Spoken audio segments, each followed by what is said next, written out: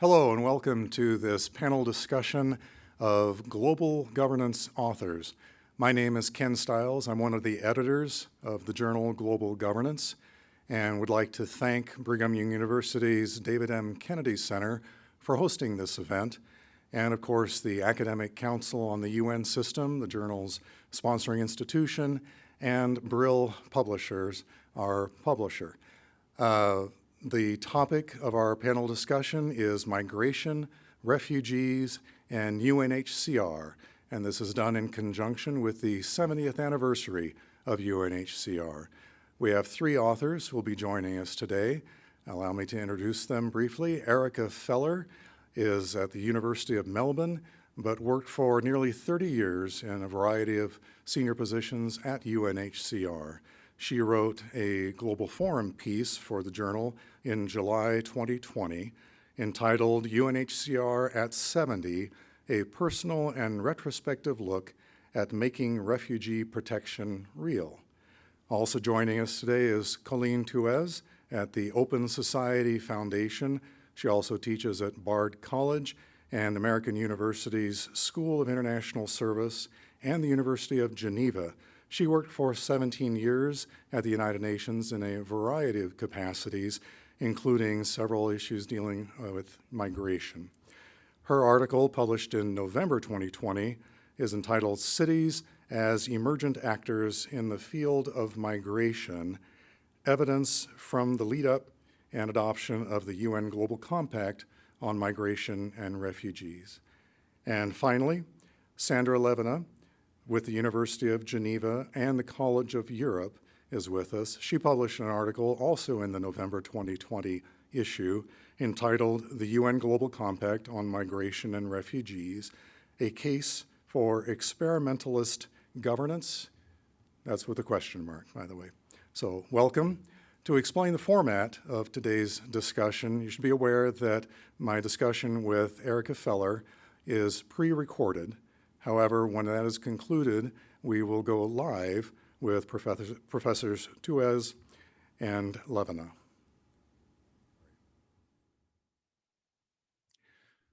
Professor Feller, then, first to you.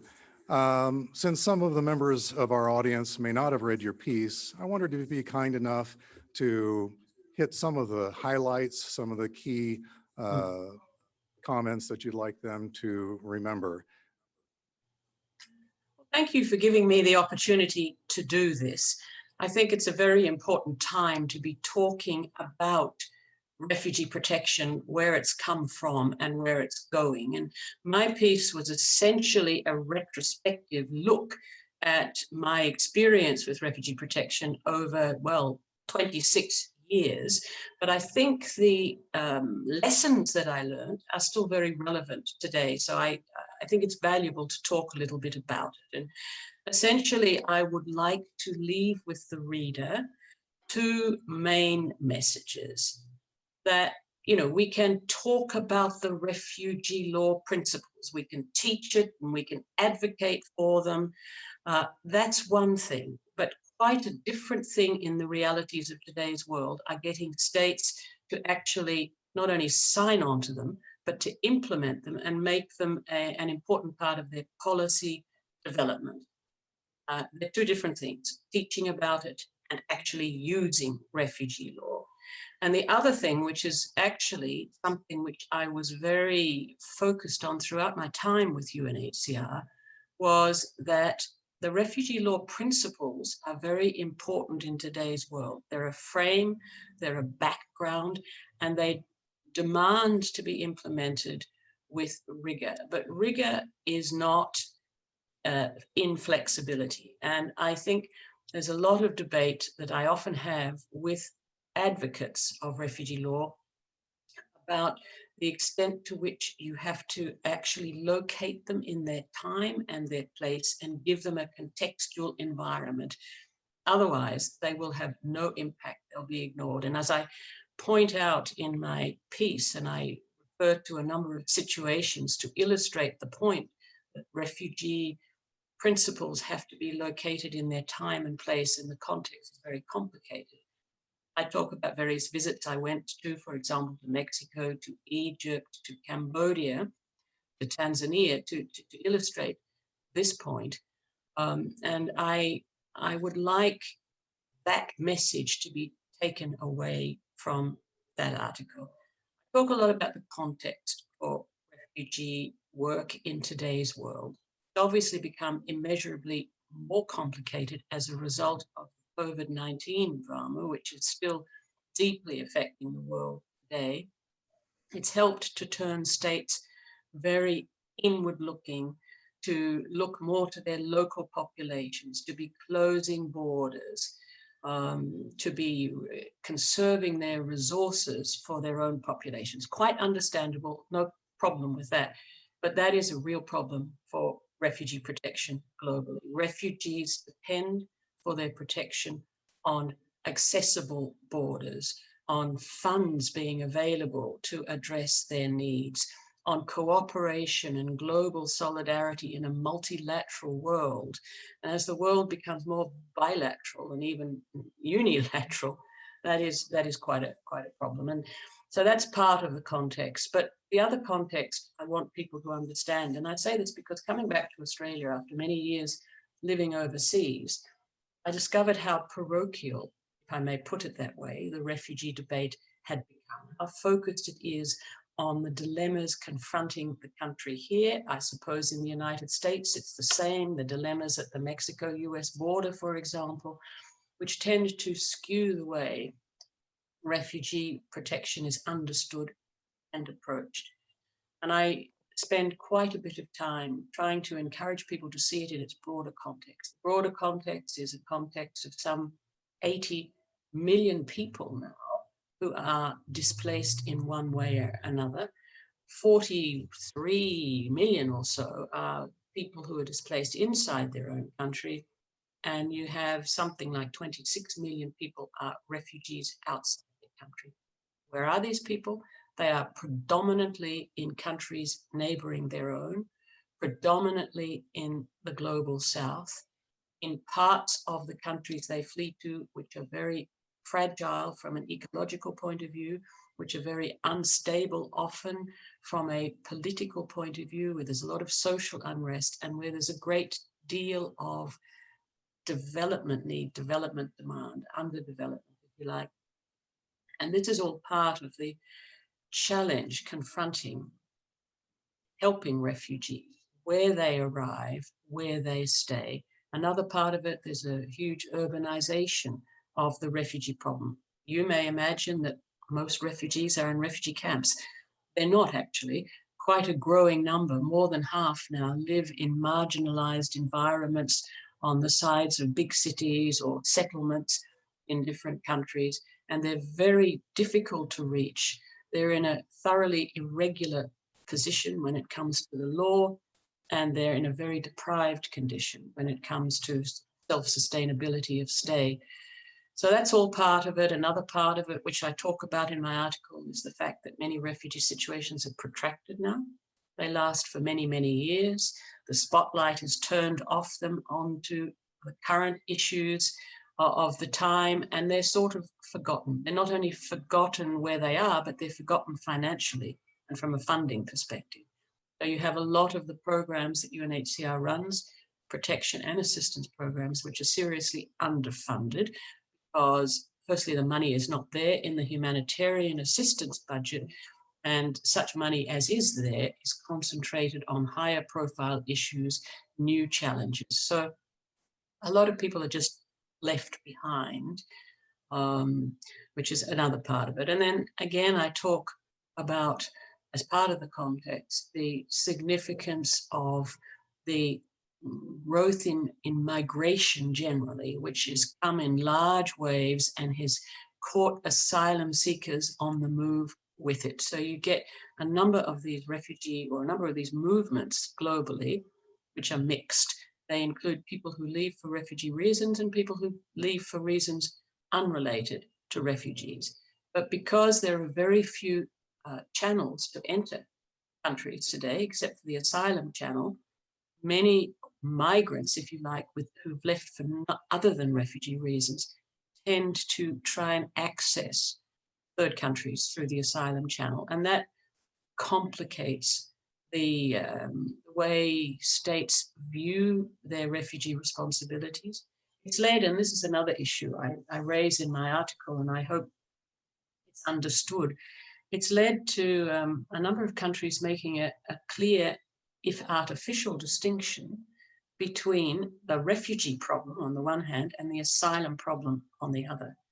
For them, the refugee problem is what happens in third countries on the other side of the world, to which they contribute funds and assistance to help those third countries continue to host refugees. That's the refugee problem. The asylum problem is what confronts these countries at their own borders.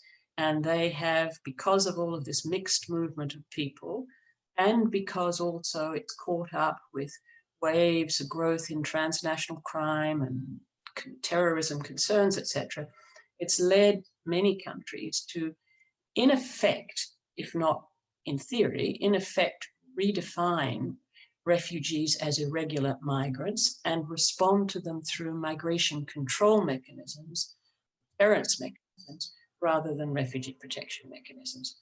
This is all part of what I say is the bag of challenges that confront refugee protection. And finally, and this is a long answer to your question, I do apologize, but finally, there are a number of trends which have accompanied these developments. I witnessed over the time I was in the organization, UNHCR, and I have been asked periodically to talk about this.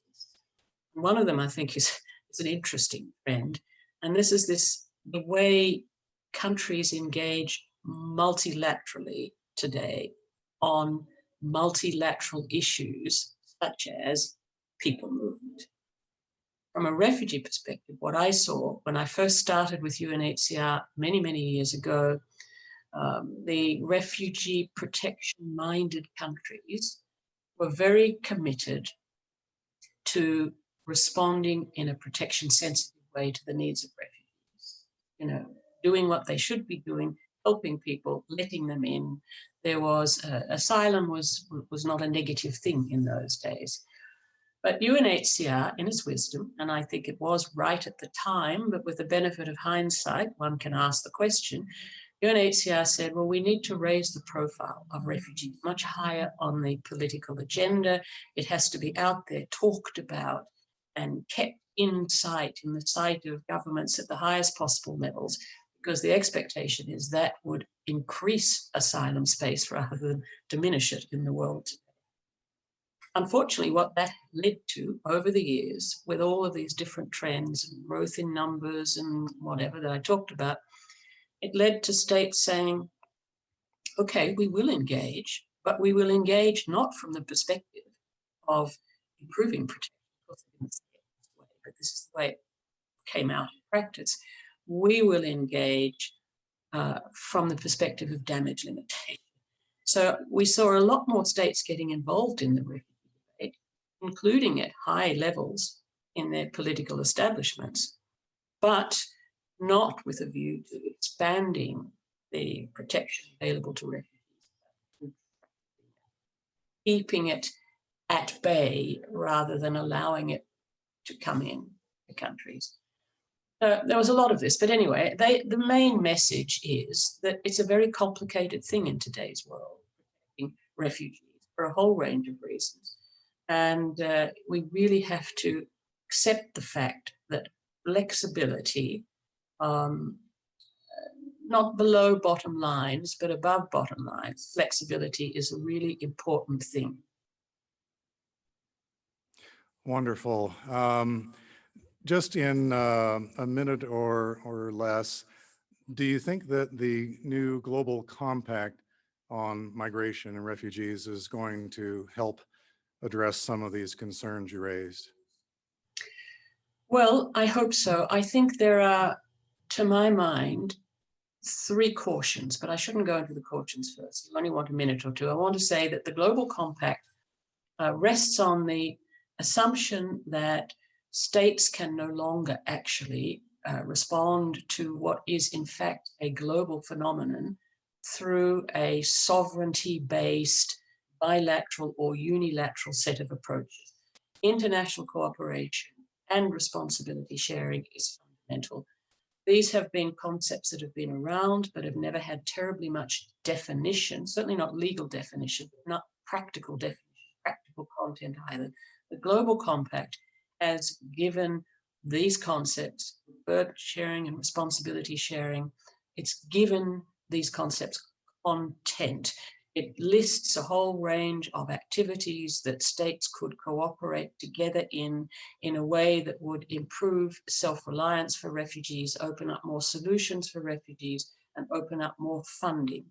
It also rests on the assumption that the humanitarian assistance budget is not alone sufficient, that refugee problems are very much a product of underdevelopment, that they very much complicate, refugee flows complicate development challenges in host countries, and the development budget has to be brought in to bear on refugee problems as well. Global Compact has opened up new funding sources. For example, the World Bank has set aside something like $2 billion plus dollars to assist host countries to host refugees. It's created a lot more interest in things like promoting refugee health, refugee education, partnerships. All of that has happened as a result of the 2018 Global Compact. I have Wonderful. 4 concerns about that compact. I just want to say them very quickly. The first is that states will perhaps not really see new initiatives as their responsibility. They'll be doing a little bit more of what they're already doing instead of doing more in a new and innovative way. That's one problem. Second one is that the compact is full of process as well as content. And like all good UN things, sometimes process can stifle content. So you can have lots of meetings and whatever, but that will be more than, that'll be the outcome. Thirdly, there is a debate going on in the academic world, and I think it's an important one for your participants to think about, and that is, whether this is really, with the focus on development the compact has, is this containment development? In other words, are states looking at investing in development in host countries so that refugees don't move on, they stay there? And will that be something that will be realistic given where refugees anyway are? Will you be able to develop an area to such an extent that sustainable, self-sufficient, and reasonable stay is possible? So there is a bit of a debate about that. Sure. All right. Well, thank you very much, Professor Feller. We wish you well. Thank you very much. We are now joined in person by Sandra Lavenex and Colleen Thouez. I've asked Professor Thouez to summarize her article. She'll be followed by Professor Lavenex. And after that, we'll spend the rest of the time with a Q&A. We appreciate very much the questions that were submitted through the website, and you're invited to continue submitting questions. We'll fold those in to the list that is already in place. So, Professor Thouez. Thank you so much, Ken. It's a real pleasure, an opportunity to be here on this panel of the Global Governance Journal, hosted by BYU and the Kennedy Center. I'm honored to be with my esteemed colleagues and friends, Erika Feller and Sandra Lavenex, for this conversation.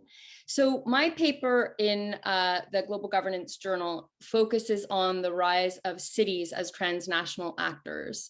And it's looking at the migration and policy sphere to provide evidence of this rise in importance of cities, the engagement of cities in the multilateral sphere, the importance of it on policy and on decision-making and our approaches, our governance approaches to both migration policy and refugee policy. It starts off by emphasizing the importance of cities. I mean, the hard data shows that 75% of the world population will reside in cities by the mid-century mark, that 80% of global GDP is generated in cities, And in many parts of the world, we have city government that is leading in COVID recovery, whether it's around economic transition, green recovery, even the racial justice challenges that they were facing in many parts of the world. So that's, we know that cities are important. Why are they important when it comes to shaping migration and refugee policy at the national, regional, and global level? Well, cities are also on the front lines, as we often hear, of both the humanitarian aspects of refugee flows and migration flows, and on the longer term social and economic approaches to inclusion and integration of migrants and refugees in urban centers. By some studies, 90% of migrants, that's both international and internal migrants, reside in cities. And we also know that cities act in real time, that the pace of decision and action is just faster than it is in the national government. And quite frankly, this is one of the reasons that my own impatience of 17 years in the UN system of leaving back in 2013 and wanting to work directly with cities and with mayors on migration and refugee policy was very much fueled by what I saw as a much more responsive unit of government at the local level than what I was seeing at the national level, and especially at the global level, at the interstate level.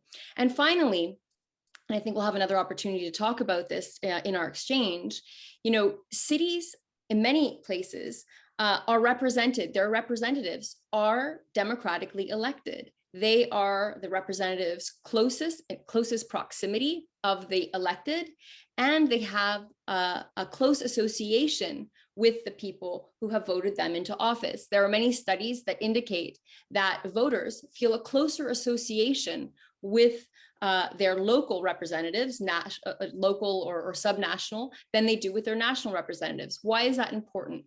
Well, in the fields that we're talking about now, migration policy and refugee policy, where there's such a dearth of both credibility and public confidence in the ability of national governments to respond and to act, both in terms of the pace and in the quality of the decisions, that we really do look to local governments for their leadership and for their ability to support local actions that can translate into national, regional, and global policymaking and forming policymakings at different levels of government.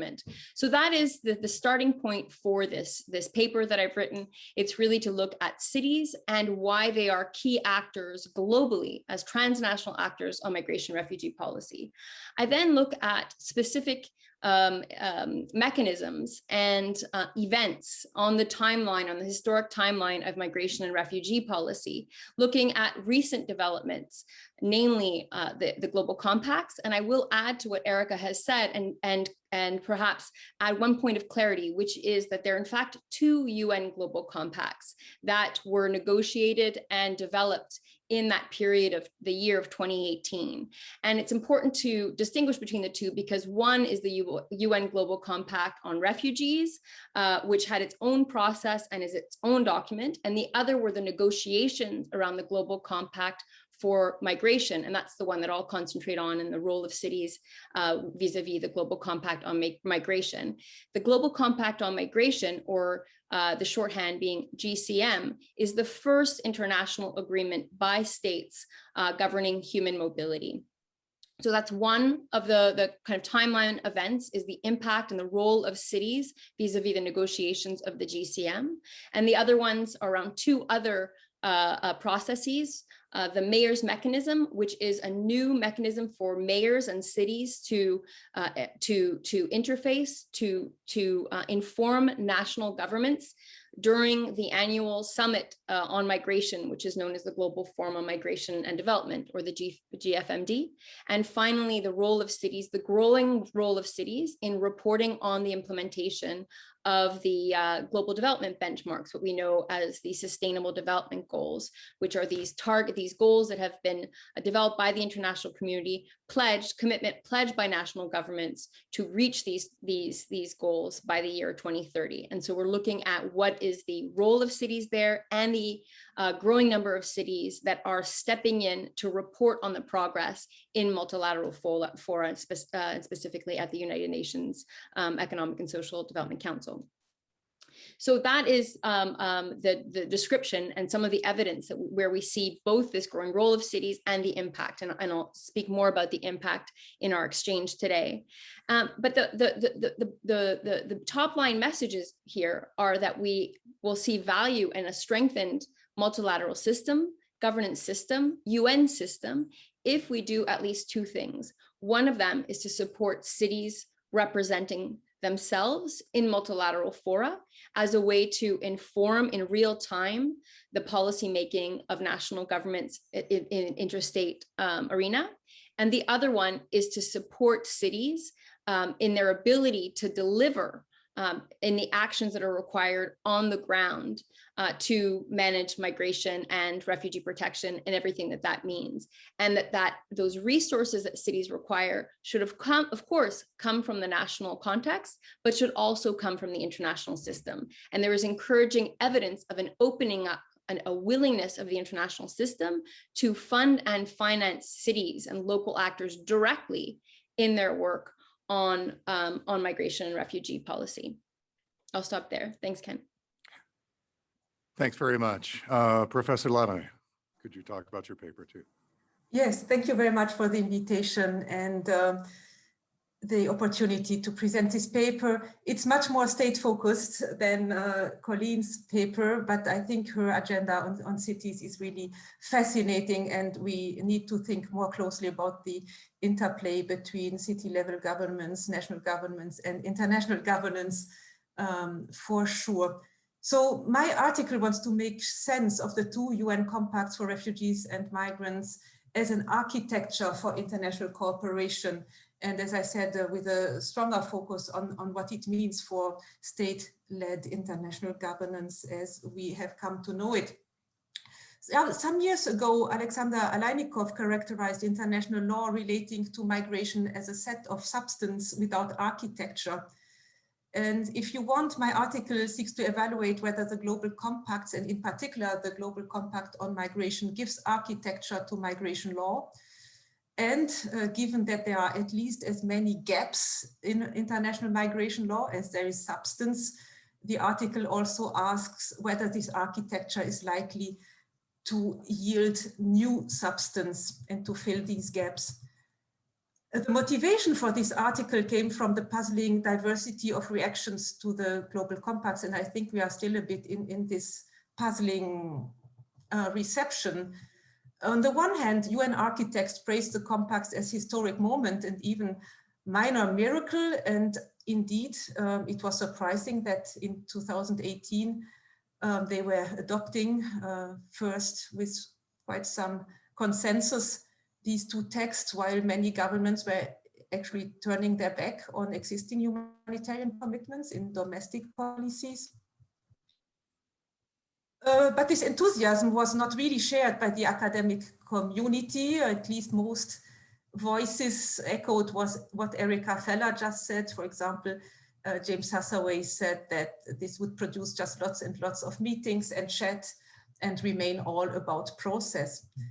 And then there was a third type of reaction, and these were the voices of governments which actually opposed the compacts, in particular the GCM. For instance, Australia's then Minister of Immigration announced that the country would not sign up to a document that surrenders sovereignty. Representatives of Central European countries warned that the GCM would open the door to mass migration. And I think you also heard these voices in the US under the Trump administration. And against all this turmoil, another quote that I like from The Economist said actually that this was a sign that symbolism was trumped toothlessness. So the question that I pose in my article is whether the global compacts are merely toothless pieces of paper producing lots of cheap talk, or whether there's more to them. And this question is, of course, still somewhat of a bet and not so easy to answer, because much, if not very much, will depend on implementation of these non-legally binding agreements. However, there's literature from which we can draw to formulate some expectations.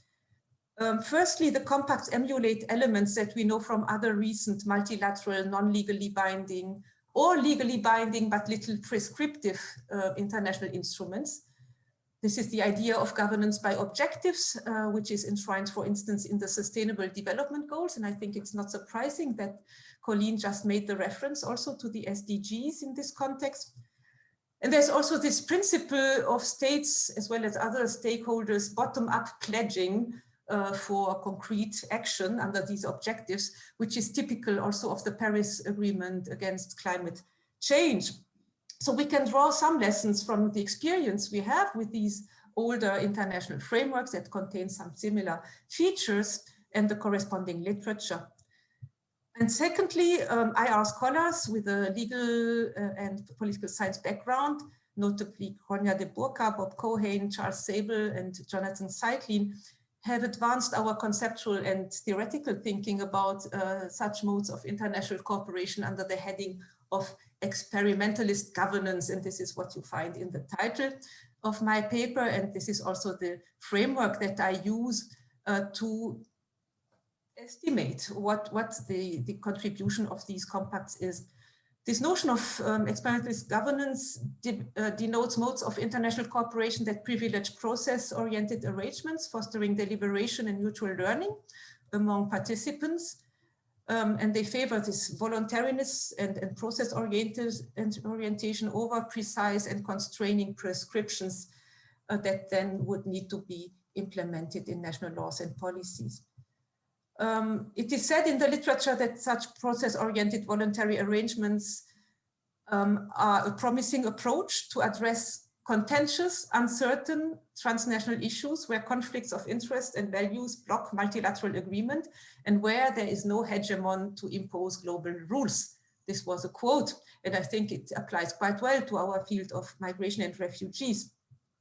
So what I do in the article is discuss how far the two compacts embody the principles of experimentalist governance, and drawing on existing case studies in other policy areas, I draw some conclusions of how likely such features are to yield substantive outcomes for better governance of refugees and migration. So summing up, the central features of this global experimentalist governance are process-oriented voluntary cooperation, cooperation based on generally agreed but relatively openly formulated and revisable goals, a multi-level and polycentric yet orchestrated framework of cooperation. This means that we have states, but we have also other stakeholders participating, international organizations, cities, as Colleen was saying, and also civil society actors, also regional governments. Implementation and enforcement follow very different patterns than hierarchical supervision through law. The key mechanisms for achieving change are horizontal, based on learning and the development of mutual trust. Yet while the experimentalist literature emphasizes voluntariness, process orientation, learning, socialization, it also says that usually experimentalist governance framework operate in some shadow of penalty default, that is, there is at least indirectly some possibility of sanctioning non-cooperation. And I think this is important to note. So in the absence of hierarchical sanctioning mechanisms, like a strong enforcement mechanism under an international treaty, there can be powerful states who step in and by their conditionality in foreign policy or by putting pressure on other states may play a role in incentivizing cooperation. Or also the literature stresses the role of civil society, and one could also mention the cities here, the city governments, which from the bottom up would put pressure on governments to follow up on the objectives agreed in the international framework. Now, I don't have the time to go through each feature, but I would like to highlight some of the most important findings of my analysis in the article. So for sure, both compacts are process-oriented and voluntary. So the first criteria is given. Both are based on mutually agreed, but generally openly formulated and revisable goals. But the Global Compact for Migration is more open-ended than the Global Compact on Refugees, which builds on already existing and more strongly codified refugee law. Generally speaking, objectives are anchored in existing commitments, including refugee human rights and other international treaties. So one can say that the Global Compacts, and in particular the GCM, do give architecture to existing commitments.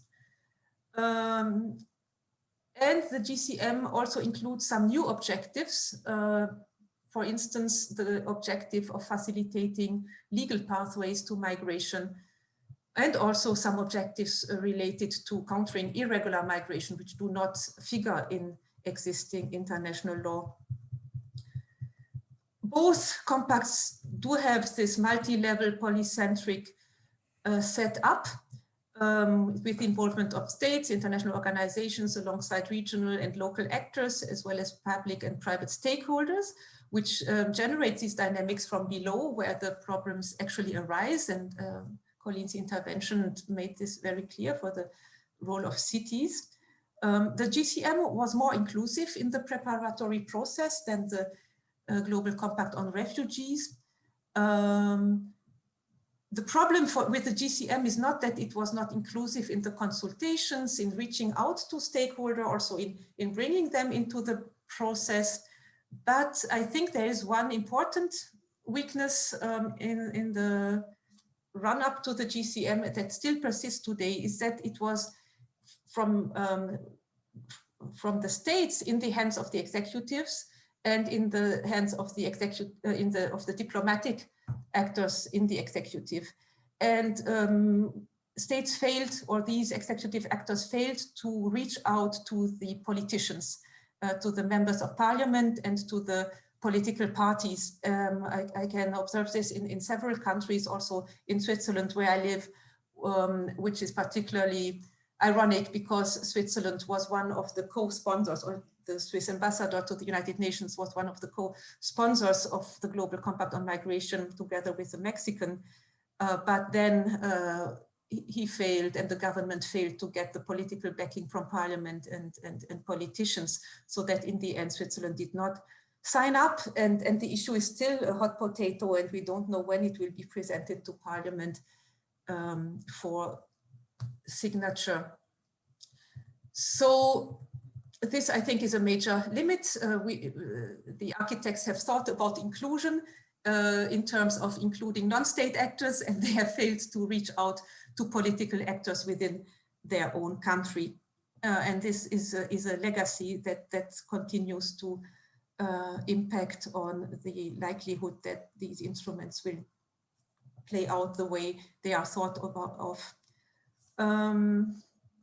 Cities, I would just like to mention in this context of polyarchic multi-level governance, have a lot of potential, and Colleen's article shows it. However, we could also discuss how far national governments, if they are not in favor of what cities are doing and of the agenda of cities, how far they can be really circumvented by having this game of cities directly being involved and feeding into the global processes, and what reactions and instruments federal governments have to limit the leeway that cities enjoy in these fields.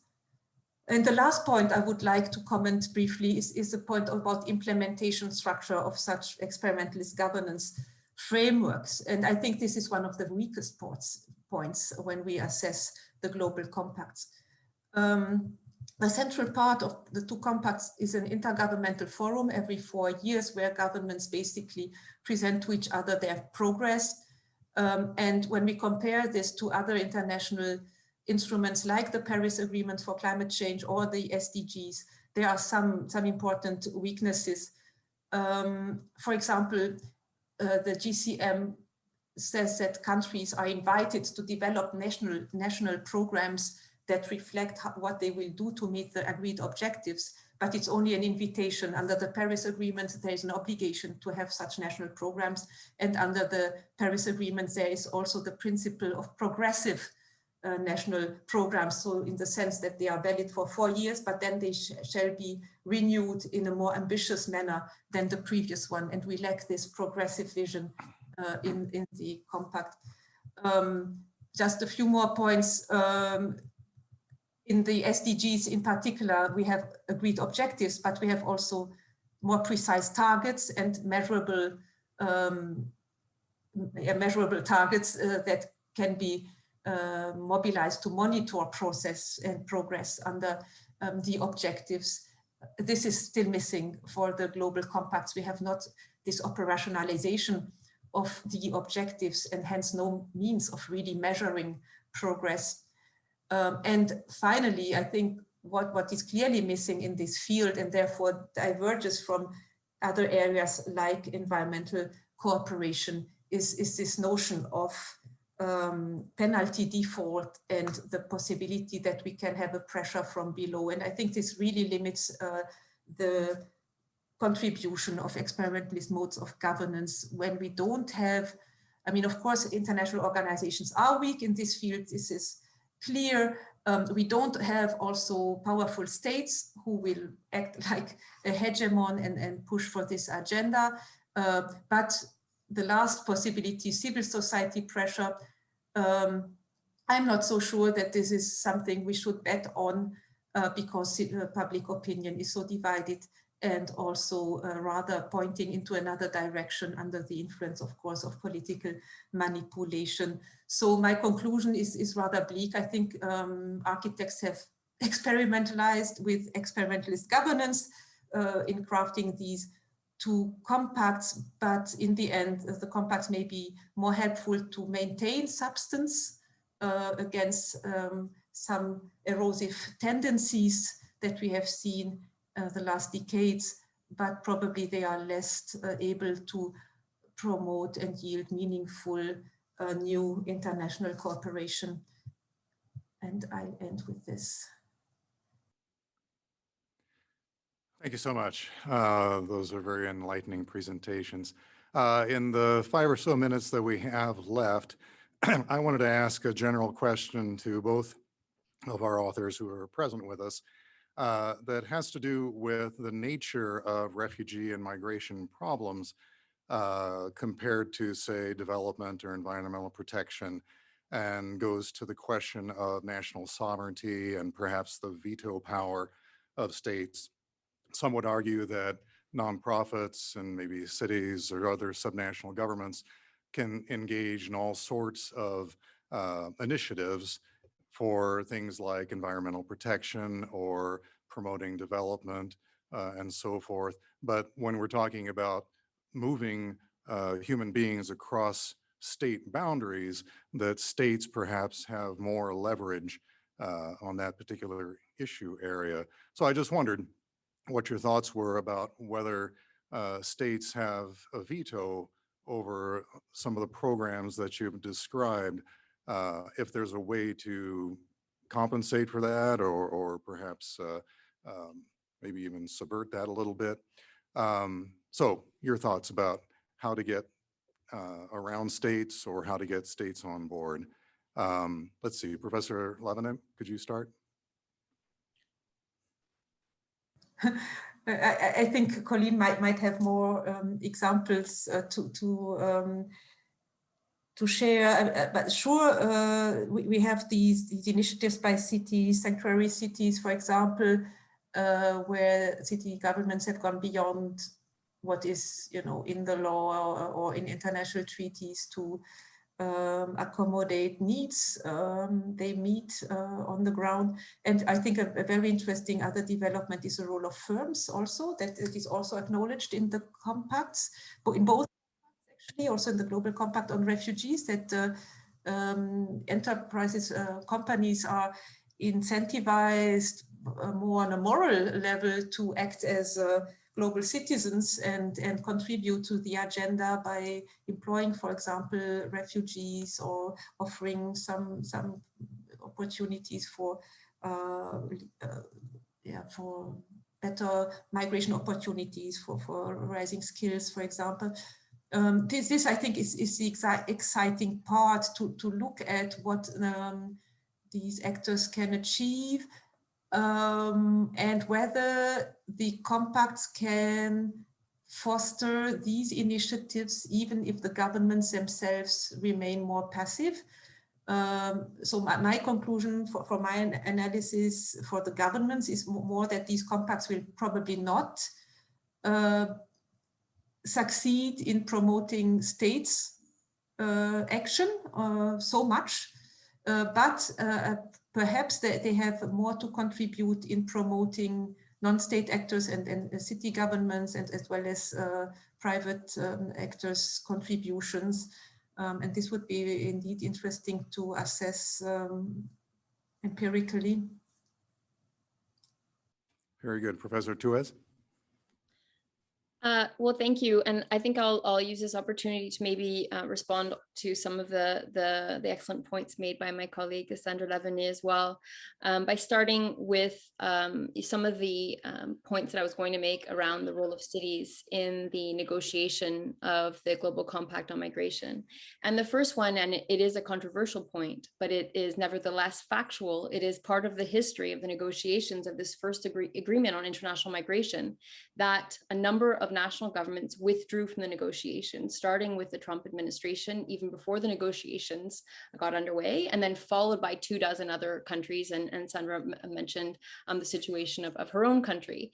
Now, in that type of context, where you have national governments disengaging from the multilateral system, is there a role for others who represent the people to engage directly with the multilateral system in what has become a historic moment? Now, we'll see about the value of the agreements in the future, but a historic moment. And so what you saw at the kickoff of the negotiations was a network of global cities, a loose network, let's say, of cities around the world, saying that this topic of migration is too important for us not to engage, for us not to understand the negotiations, the process, and the commitments that are being made by the international community in this field. We need to engage. So this is one of the pieces that I wanted to put out on the table, because whether we like it or not, it's an evolution in our understanding of global governance to understand that local government is going to be playing a better role. And my own proposal there is for us to understand how that can be at the benefit of governance, multi-level governance at the global level and at the national level. Last week I was interviewing the mayor of Freetown, whose name is Mayor Aki Sawyer, Freetown, Sierra Leone. And I picked up on a comment from Amina Mohammed, the Deputy Secretary General, and what she was saying about the Sustainable Development Goals. She was in an interview, Amina Mohammed, on the BBC, and somebody was asking her about the breakdown of the social contract. That is the contract between the governed and the governor and those who govern. And this is why I was using intentionally that word, the governed, in my introductory remarks. And she was being asked by people around the world how the UN, what was the role of global governance in reconstructing the social compact? And you know what? The mayor of Freetown gave the most comprehensive response to that question. She said, in my experience as a mayor, governance is about delivery. I have to hear what the people want, and then I need to deliver it. And that's what we need from the international system. And so the real proof in the pudding has been in the content of the Global Compact on Migration. And this is a point that I absolutely wanted to get out there, because the most controversial, what broke the negotiations down almost on 2 occasions during that period of January to July of 2018, was the difference, and Erika was talking about it, and Sandra touched upon it as well, the legal regimes that were going to determine what could or could not be committed to when it comes to people of a different legal status. In other words, the documented and undocumented migrants, and also the difference between migrants and refugees within the contours of the Global Compact on Migration. And it was during that period that these cities, many of whom whose governments were not represented in negotiations, were advocating for the inclusion of an extremely important clause, a clause that has succeeded and that is in the type font of the compact itself, and that is this clause of non-discriminatory access. Non-discriminatory access. It's in Objective 15 on essential services. Non-discriminatory access to health, non-discriminatory access to education. I bring up this example all of the time because, one, it was something that cities said we cannot govern if we discriminate between people once they are in our city based on their legal status. And 2, because it was 3 years before the COVID pandemic hit us all. And when you think about it, how prescient that those who govern we're saying we cannot distinguish between people based on their legal status when it comes to understanding how we're going to manage something like a global pandemic. It's one example among so many others where we know that a lot of the real-time information and guidance and insights are coming from local government, and those absolutely need to feed into other into other levels of government. My last remark goes directly to your question, Ken, about what is the role of local governments, for instance, when they're really at odds with national policies when it comes to, for instance, forced displacement, the entry of individuals into a given national territory. Well, the fact of the matter is that when it comes to local governments, by and large, they're really having to manage inclusion policies. They're dealing with the breakdowns of the inability of states to regulate migration, the immigration policies. They're dealing with people who already are in the territory, by and large. There are some examples of advocates at the city level that are really advocating for entry policies, but by and large, they are trying to manage inclusion policies, which are absolutely in the realm of local governments. And they do that, and we haven't talked about it yet, so I'll present it here because it's also covered in the Global Governance Journal to some degree by authors like Thomas Lacroix, Michele Acuto, and others. They do it because they're able to come together through networks, national networks and global networks. Cities are leveraging their own power locally through these global networks, and as such, stand out as a unit to be reckoned with on the multilateral stage. Thanks very much. Those were wonderful answers. We're going to wrap it up at this point. I'd like to thank once again the Kennedy Center here at Brigham Young University, particularly Corey Leonard and the staff and students who have orchestrated this event. We hope you've all enjoyed it. We want to thank all of our authors again for their participation. I wanted to direct your attention to the Mayor's Migration Council. You should take a look at the activities there. Professor Thouez was a creator of that. And I invite you to read every issue of Global Governance as deeply and frequently as possible. Again, thank you to the Academic Council on the UN system and to our publisher, Brill, and we wish you well. Take care. Thank you. Thank you. Bye-bye.